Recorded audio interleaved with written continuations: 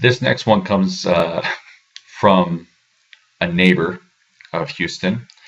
When we were still living in Utah, Grandmaster Choi, who is my grandmaster's, or excuse my master's master, for those of you who don't know, he invited all of the schools that he knows from all around the country to come to his tournament at his new place in Columbus. Now he has some land out there, and his vision was to make this gigantic building, and have this building a place where people could come and train Taekwondo or hold a tournament there. And obviously it saves costs on venue and such, and that was the concept. And however, there were some problems, and when we got there, we got the hotel and we rented in Houston, and then we just drove out to Columbus for the tournament.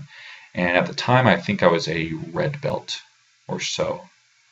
Let's see if I can find a picture for that. And I think one of the pictures are on Facebook. But anyway, turns out that this thing was a kind of a nightmare for Grandmaster Choi, because there was a problem with the contractor, and he didn't get all the work done when he was supposed to, and there was some other stuff that went wrong. And so essentially, when this tournament was being hosted, 3 out of 4 walls were erected. It was, think of a long rectangle, and you've got on just the short end of one side of the rectangle is just a missing wall. And on top of that, as Houston weather can get, it got really rainy, and it was raining bad. And so we've got 3 out of 4 walls up, lots of rain, lots of mud. Carpets were laid down to try to get to the building from the road.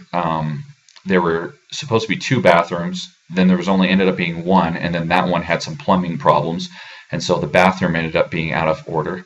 And it was just, it was. I mean, in short, it was totally awesome. I mean, I personally loved it. I had a great time. I mean, yeah, there were some parts that seemed uncomfortable, but I thought it was so cool, because on the inside, when you're fighting on the inside, there was this. It had this kind of this back alley fight club kind of feel. I don't know. It was interesting.